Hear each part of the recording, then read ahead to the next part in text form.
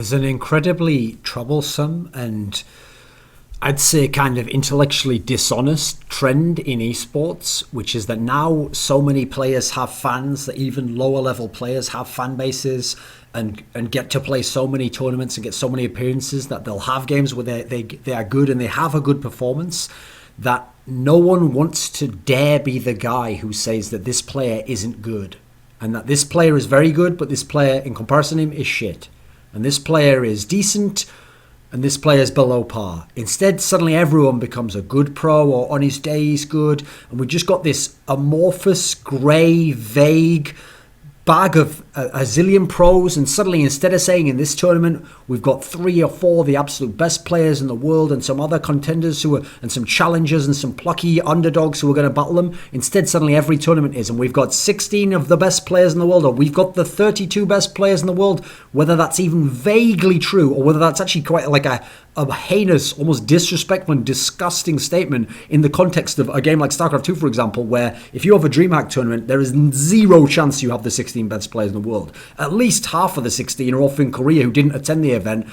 A couple of the absolute best players in the whole world who might even be winning GSL might not even have attended the event. And so the problem with this sort of scenario is you're really fucking with the casual viewer. The only person you're tricking here is the casual viewer. The actual guy who knows a lot is just thinking like, oh, well, I guess they have to appease the plebs, then that's about the best case scenario. Or he's just like, what the fuck's this? You're suggesting that, like, Night End is one of the best players in the whole world? Like, how far are we going to stretch words like good, best, top? These words are just getting abused and stretched way beyond any kind of coherent meaning that anyone can actually understand without being an expert themselves. And yet the people using this information to communicate to us are supposed to be the experts informing us, so that if we're just the casual viewer, we know who the fuck we're watching and what level this guy's at. So I'll start out like this. My saying, as I put it on the title here, because I thought it was the catchiest way to say it so that people will remember the concept I'm saying here. When everyone is good, then nobody is. And what I mean by that? Well, good is a relative term. So when every pro is good, now that just becomes the baseline again of like, that's the average. Now, essentially, no one is good. No one is like above average, which good would be, or a player who does amazing things and all this stuff. Because what's amazing, everyone's doing it. Everyone's doing amazing things. Everyone's doing a good thing every now and then, having one good tournament. And if that makes you good and that makes you the best, okay, and that makes you a top player. Suddenly, no one's really a top player. No one's the best. No one's good. You've completely abused the language and what it was intended for. When someone tells me this is a good player and they're talking about a pro game, I'm supposed to know this must be one of the better players in the tournament. This must be someone who has who has some talents to show off, and I should expect him maybe even to win this match and to go farthest him. If he then bombs out in round 2 of a DreamHack tournament in the group stage, or in League of Legends terms, his team then finishes 8th and he actually has terrible KD and he had some really bad performances. Well, now I'm wondering, if I'm the casual fan, wait a minute, was I lied to? Is he not good? Is this an unusual fluke occurrence that went there? If I then find out as a fan, or I'm already an expert, wait a minute, he was never as good as they were billing him to be, and the person he was against was much better and should have been billed as much better. I should have been shown the David and Goliath sort of disparity instead of being tricked for the sake of hyping this one match into believing they were similar. They're just on their odd day, there's just a bit off between Faker and Link. They're almost the same level, just on the right day. Like, this is just a ridiculous statement. So as a result, I'm going to make this video expansive and try and cover all games. So when I give analogies, I'm not just going to make it specific to one game, because this is a problem that's pervasive in esports. Yeah, it's bad in League of Legends, it's the most casual of the big esports at the moment, but it's pervasive through all the games. Especially, that's why I gave the DreamHack analogy, to give some StarCraft 2 examples. So before we get into exact specific game examples, let's use a real world example that I like to give, actually. I've said it on talk shows before. Because one of my favourite sports is basketball, the NBA. Now in the NBA, if you know anything about how the talent is fast-tracked up into the NBA, you start off, before you ever get to the NBA, at the high school level. Players who, if they go to a big high school, like a prestigious one, just even getting on the basketball team there might be difficult. There might be a lot of competition. If you're the best player there, you might be the best player in your whole city. You might be the best player in the whole state. If you go to a really small school, maybe it doesn't even have much of a sports program, you might be a shit player and be on there. Now you're on this high school level. Now we go up to the state level, college level, university level. Once you're at this level, you probably have to have been pretty good on your school team. You have to have shown some promise. So a lot of the state players now might have even been the best player if they were at a small school before, but now might be the worst player on their college team, might not even get in the game. Meanwhile, the guy who was the best in his town before might be the absolute best on the state level, but there's only a couple of them could be that. So a lot of these people who were very good on that level below are now just average or bad on this level below. Now let's go up then. Now we get to the NBA. You get into the NBA and now you're getting people who were a god in their town or even maybe in the whole state. Suddenly they're riding the bench. They're getting 3 minutes a game. Maybe they're only used to go in and foul someone. They can't get in. They are actually bad compared to the people. The guy who's ahead of them in the rotation and who's taking their spot and who's beating their ass in the game is much better. So again, there's levels to it. And so as we see, the guy who was now shit at the NBA level might have been pretty good at college level or might even have been a god at school level. And so as we go up, we already can see how naturally, to be able to talk just about the NBA, we now have to make a distinction between these players and can't just talk about, it would be ridiculous to talk about that guy who's playing 3 minutes a game or doesn't even get in the game and say, he is a very good basketball player. He is a great player. He's got a lot of skills. Because then what have we got left to say about LeBron James, who's the best player in the whole world, dominates the whole game, the whole package, fills all the stats, plays almost the whole game. What have we got left to do? And also, now you're giving the casual viewer, again, he's going to think, wait a minute, if he's so good and if he's a good player and he's got lots of, why isn't he in the game? Oh, because there's other people who are better and all this. Well, rather than say he's good and he's just better than good and he's super good, how about we have a fucking scale again? It's like when computer games got to that level where they were all being paid for the score that they were rating it. So suddenly every good game was like 8 or 9 out of 10. And now nothing ever went below a 5 out of 10 unless it was like the worst game ever. Yet 5 was supposed to be average. 7 should be like above average, pretty good game. And 9 should be like one of the best games ever. But instead you had a game every single month that was 90% rating or 9 out of 10. We can see the same problem. And that diluted the world of doing video games. And what happened in video games there? People went to the internet. They wanted to know the real review or something. They wanted a guy who wasn't being paid, and he would say, you know what, it's a 6 out of 10 game. It's above average. It has some good aspects to it, but it's not a great game. I wouldn't spend any money on it. Instead of being fucked and being told that was just an 8 out of 10 game and then paying for like, this isn't even that good. You said 8 out of 10. Like 80th percentile. Actually, that's not technically correct, but okay. So to keep with the basketball analogy, let's keep going like that. The players in the NBA, except for a few exceptions, are probably in the top 1% of people in the entire world at playing basketball. So again, the difference between LeBron James and the worst player in the NBA, within that scale of the whole 100% is nothing. They're all in the top 1%. So 99%, the worst player is 99% good. Well, they're all good. He's good and the other one, it's negligible. Yeah, don't worry about it. On this whole scale, there's almost nothing to talk about. It's just 1% we're talking about. That's the whole fucking game of basketball, and the sports journalism and critique aspect is talking about that 1%. So what we do in basketball is we take that 1%, the top 1%, all the players, and we say, forget the 99%, because at this point, who cares about the players on these other levels, especially at the bottom level? Knock all that out, take the 1%, and that becomes the new 100%. And so now the worst player in basketball, even though he's in the top 1% of the other scale, is now at the bottom of our new scale. He might be like a 1% on this elite scale of players. That's now how we can start talking about players, because now we'll see the massive disparity on that scale between LeBron James and then between Joe Johnson and then between Sasha Vujacic and then between the absolute worst player who doesn't even get Adam Morrison or something, who doesn't even get in the game, doesn't even play anymore and had to just ride the bench. Now we're seeing the levels to the game, and we can actually have a discussion, and we can now use these terms, and now people will know if I'm talking about the Adam Morrison player or I'm talking about the LeBron James player. There won't be any confusion with good and using the same terms and making it nebulous and a nightmare. Now it makes sense. Likewise, I've had scenarios where I would see CS pros where, because I was only watching the pro scene, I'd taken the 1% and made it like that back in 1.6. In the pro scene, this guy wasn't good. He got tooled quite often by the opponent. He would be out of position. He would lose 1v1s all the time. He'd have problems keeping up in the game, and you'd think, this guy's trash. And he was, within the context of the pro scene. You know what? I played some of those guys when they'd been like public pickup games or gathers or just even scrims with like friends and stuff. And when they were playing at 2 levels below, like where I was, they were destroying people. They were winning all the 1v1s. They were top fragging with 30 kills. Their aim looked fucking godlike. You had a hard time getting them. They were outthinking people. If I'd have gone, well, you see, it was naive of me to call him shit before. Now I should talk like that in the game. And then I'm the commentator. Yeah, this guy's a fantastic player. He wins a lot of 1v1, skill level incredibly high. That wouldn't be what would match up. And now you'd ruin it where what's the difference between him and the best CS player? There's no point talking about pros good in this sense, as people are doing in this esports industry, compared to the average person. Because otherwise, to give a League of Legends example, and I'll give you examples for everyone.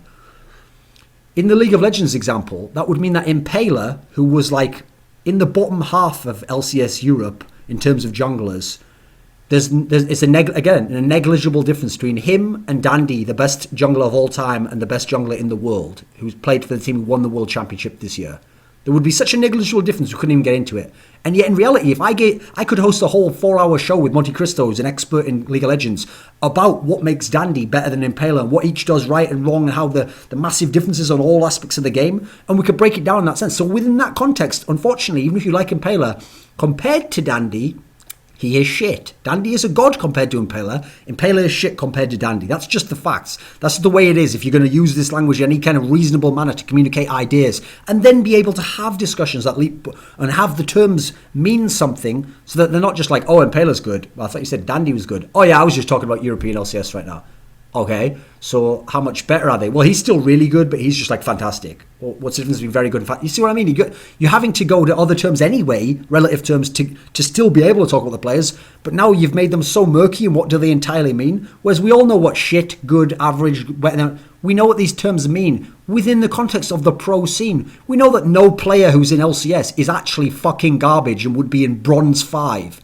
We all know that. Why is anyone pretending as though that would be the implication? See, that's why it makes you think that it's just a fan who's mad that you're talking about his firm player, where they'd even pretend that that's the way you're acting. And, oh, you think you're better than him? No, I definitely don't. Doesn't mean he doesn't trash compared to Dandy. It's a ridiculous statement.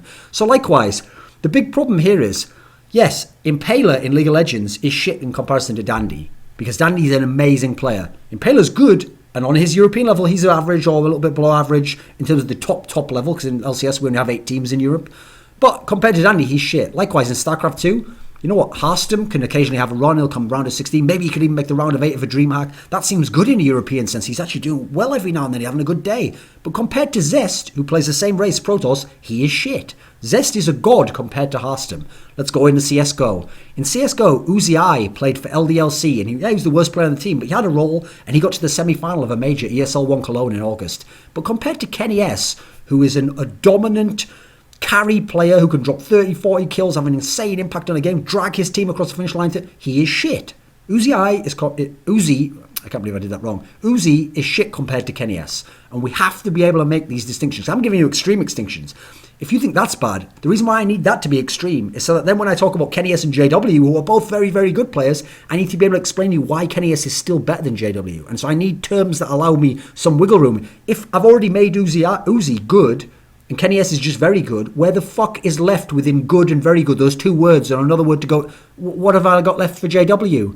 Slightly better than good, but not absolutely the best, very good, absolute amazing player. Like, what the fuck are we doing here? What kind of nightmarish Orwellian doublespeak bullshit are we going to go into when we all know what these terms should and can mean? Likewise, the casting world has abused this fucking factor so hard, primarily I think because of what I said before. Like in a tournament like DreamHack, rather than just be honest, like I am when I do my analysis, and say we've got a few of the absolute best teams here, a couple of them wouldn't make it because of this qualification, or this one went out earlier, and this is an underdog that this guy's gone here. Rather than frame it that way, they want it to be like these are the best, and this is the top X of the world, and then they want to get that good player who can have a good game sometimes against a lesser opponent on the right day and say, he's a very good player, he's a really top-notch player, and you know what? On any given Sunday, he can be right up there with the best. That means you end up with scenarios, and again, I'll give you an example for each game, where if you were the casual fan, you'd have such an out-of-whack perspective on this player that it would actually, to some degree, if you want to get deep in the game, ruin your chances because your perspective would be so skewed. So in League of Legends, the player I saw this abused with the most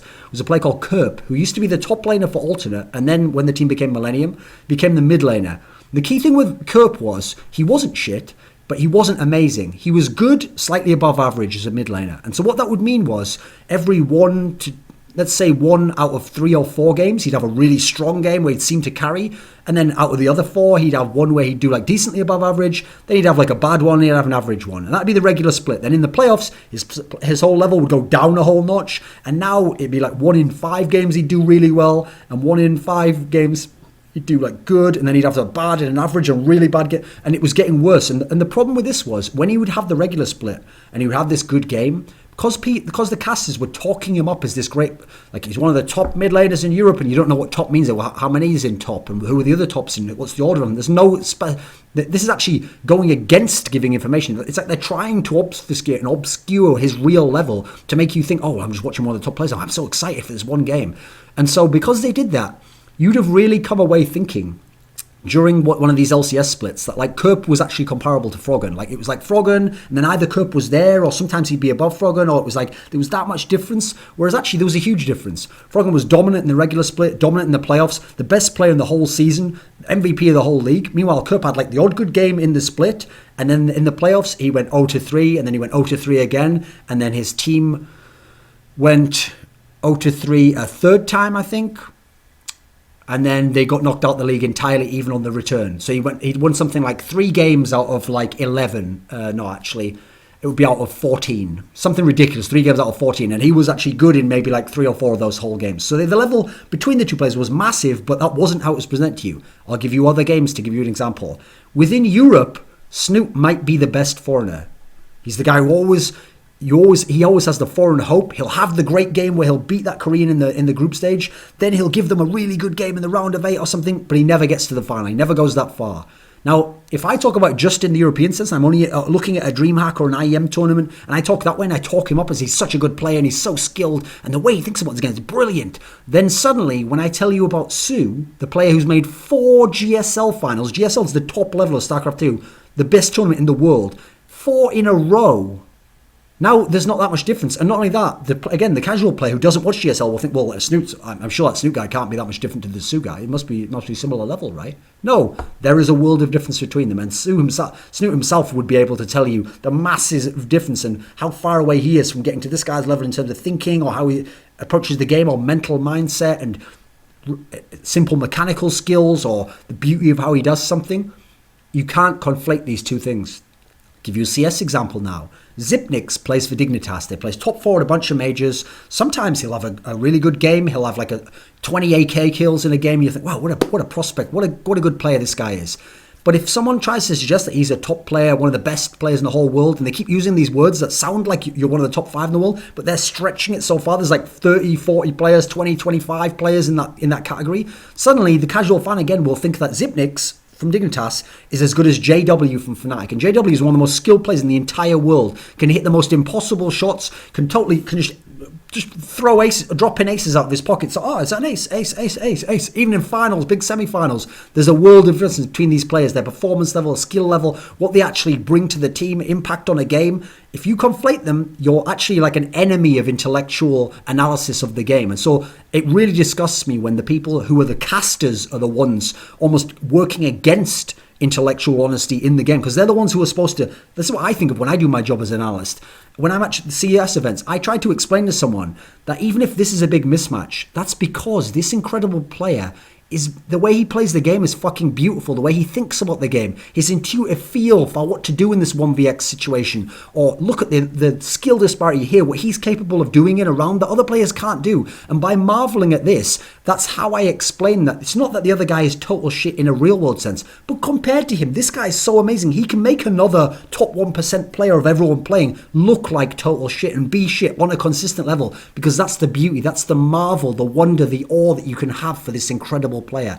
And that's the problem with these people who are doing the job of this aspect of everyone is good, is that to get the credit and to get the good terms to give to the lesser player and think that you're being a nice guy and you're being fair, you have to sort of steal some of that from the top player. Because the top player who's playing his incredible skill set and what he does and the hours maybe he puts in, what makes him so special, and he should be, those terms should almost be sacred, the best, the top, the elite, what should be only for him and what he's accomplished and earned as a player, you take from him and just give it to some guy who's bad, or maybe even doesn't have a good mentally weakened games. You're calling him one of the top ones, and you're saying, oh, they're all just good. And you're bringing this guy, you're not bringing that guy up to his level like you think you are. You're bringing him down so that now everyone's around this good, average, nebulous, mean area of like, they're all just good. Oh, and you know what? Some days on his day, Harstem could be better than Zest.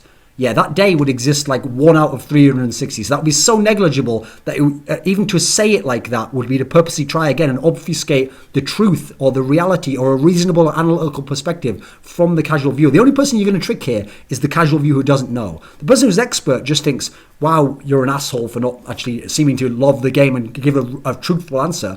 Or it's a shame that people like you have to fucking hide things from the fans so that they can't understand the beauty and the awe that can exist in this game, these computer games that we're playing here. I personally have my own model, okay? And I actually developed it years and years ago in CS, and I've tried to tweak it a bit. And in general, I have terms that if you ever read my articles and you've kind of built up a dictionary of my terms, you'll see that I only apply these words to certain players when they've sort of earned it with their play, their skill set, and their accomplishments, which is the best. If I say someone's the best, I'll only use that when I really think he is the best, and like there's some clear-cut level where he's above even second place. So let's say we had a number scale. Like I've got like 7 terms here I thought of. So that would be like he's a 7 out of 7. If there isn't a clear-cut best, then then there might be 2 or 3 competing for it. So let's say 6 out of 7 on this scale. Now that I call elite. And for me, elite is you're right there with the absolute best. Like you're all the best in the sense that there isn't a clear-cut one. You're the elite players. So to me, there can only be a handful of those because you have to be really close to that level. You can't be like 10% off the absolute best guy, but that makes me elite as well. No, the elite players for me, I always said in Counter-Strike, because we had just the small European scene, there might not be more than 5 elite players in the whole world at any one time. Because the difference is once you get up there, and you talk about Crims and Kenny S, and in the past Shocks and Get Right, there weren't other players who reasonably could be competitive. Yeah, Dupree could have an awesome game. He wasn't elite like those guys were. He wasn't carrying every game like those guys were. So that, to me, that's like the special, the elite. That's almost like in golf where you have to win the big tournament to get like the Masters to get that green jacket. You don't get that green jacket just by coming third once or having a couple of good tournaments where you came second twice. No, you have to be elite to get that. So I have elite is below the best. Then I have very good. Yeah, there's a very good player, very top level player. That's someone where maybe he's in the top 10, top 15 range. Within Counter-Strike terms, I'll use it. You can broaden it for bigger games and that have more competition. Good, that's sort of like well, let's see where we're at. So 7 was the best, 6 was elite, 5 is very good. Good can be 4 out of 7. And then we got 3 is average, just average pro.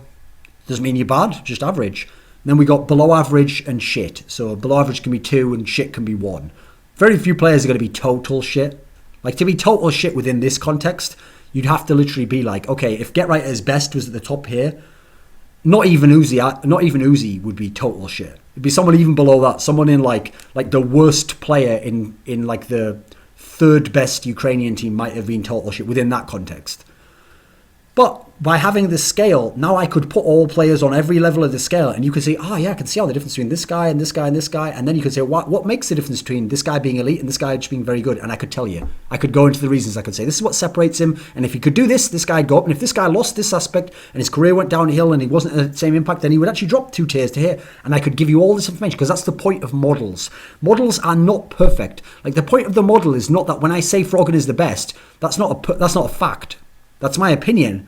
But that's my way of modelling the information that I have so that I can categorise. He's the best in this way, but that distinguishes him from very good and elite and very good and average. And the model can change over time. That's another crucial factor. It's just a way of modelling the information. And the model isn't a fact itself in the same way as a fucking map. You can't like swim in the water on the map. But it represents the water. It tells us that the water's here and the mountain's here and this practice here. And here's the scale of it and all the rest of it. That's the point of it. It's a reference point. It's a guide. It's something we use to be able to navigate this landscape. But the landscape itself is still up above and beyond that aspect of the two-dimensional map. So we need these models. That's the thing. It's not that you can just say, well, ignore models and just only say what's happening then. You do need the models, but don't get trapped in them. And crucially, don't make the map so fucking simple with no detail and no scale that it's of no use actually. Everywhere's, I guess there's no scale here. So I guess that tree is, one city away from this one is about 10 trees because I haven't put a proper scale on. So no, it's 2 miles away. I thought from the way that was, it was just, you see what I mean? You'd get totally lost. It wouldn't make any sense. And so I hope I've gone over this correctly. Like I say, when everyone is good, nobody's good. And I don't want to live in an esports world where nobody's good.